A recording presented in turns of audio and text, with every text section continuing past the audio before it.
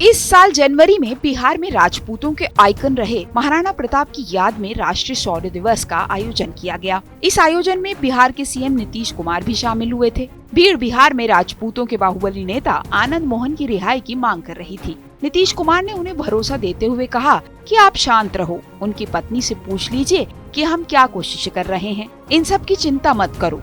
भीड़ नीतीश कुमार के जयकारे लगाने लगी।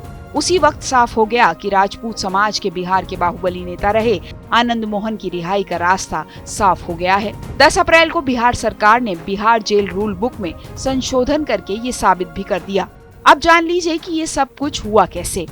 आनंद मोहन गोपालगंज के डीएम रहे जी कृष्णैया की हत्या के आरोप में उम्र कैद की सजा काट रहे हैं। वो 14 साल की सजा काट चुके हैं। बिहार जेल मैनुअल के मुताबिक ऐसे किसी कैदी को राहत नहीं दी जा सकती जिस पर सरकारी सेवक की हत्या का इल्जाम हो। बिहार जेल मैनुअल 2012 के 481 में इसका प्रावधान है। इसी वजह से आनंद मोहन 14 साल बाद भी जेल से बाहर नहीं आ पाए हैं, लेकिन सरकार ने जेल नियमावली में संशोधन करके इस क्लॉज को हटा दिया। इसके साथ ही अब वैसे कैदी भी अच्छे व्यवहार की वजह से राहत के हकदार हो गए जिन पर ड्यूटी पर तैनात सरकारी सेवक की हत्या का आरोप हो। इसका सीधा फायदा आनंद मोहन को मिलेगा। उनकी जेल से छुट्टी का रास्ता अब साफ हो गया है। नीतीश सरकार के इस फैसले का मकसद राजपूत समाज को खुश करना है। आनंद मोहन राजपूतों के बड़े नेता रहे हैं। उनके बेटे चेतन आनंद आरजेडी के विधायक हैं। नीतीश सरकार के इस फैसले के बाद राजपूत समाज महागठबंधन के पक्ष में गोलबंद हो सकता है। अब जरा आंकड़ों से समझ लीजिए कि क्या हो सकता है। बिहार में राजपूत बिरादरी की आबादी 6 से 8% के आसपास है।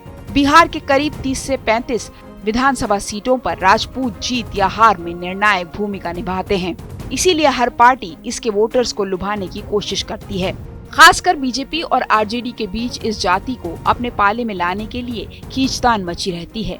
अब जेडीयू भी इसमें शामिल हो गई है। जेडीयू को लगता है कि आनंद मोहन को राहत देकर इस वर्ग के लोगों को अपनी ओर आकर्षित किया जा सकता है। महागठबंधन में जेडीयू और आरजेडी साझेदार है, इसीलिए इस वर्ग के सामने वोट करते वक्त दिक्कत नहीं होगी। हालांकि बीजेपी भी इस समाज के वोटर्स पर अपना दावा करती है। हिंदुत्व के मुद्दे पर बीजेपी स्वर्ण आबादी को एक छत के नीचे लाने की कोशिश में रहती है। बीजेपी के दाव में इसीलिए भी दम है क्योंकि 2019 के लोकसभा चुनाव में बीजेपी और उसके सहयोगी दलों ने बिहार में 40 राजपूत उम्मीदवारों को मैदान में उतारा था। ये किसी भी समुदाय को दी जाने वाली टिकटों की सबसे बड़ी संख्या थी। बिहार से बीजेपी के 5 राजपूत सांसद आते हैं। अब सवाल उठता है कि आनंद मोहन की रिहाई से ऐसा क्या हो जाएगा।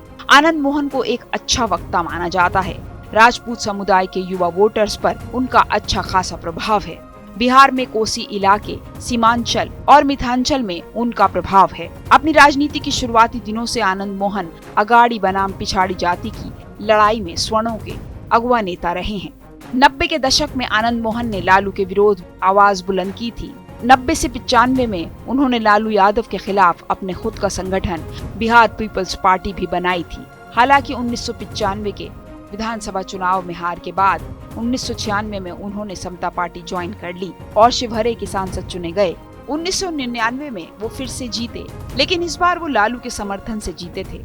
फिलहाल आनंद मोहन की पत्नी लवली आनंद और उनके बेटे चेतन आनंद आरजेडी में हैं। आरजेडी में होने की वजह से भी नीतीश सरकार के ऊपर एक दबाव था कि वो आनंद मोहन की रिहाई का रास्ता साफ करे। 2021 में नीतीश कुमार की सरकार से ही आनंद मोहन की रिहाई वाली अपील से इनकार कर दिया गया था, क्योंकि उस वक्त जेडीयू और बीजेपी की सरकार थी।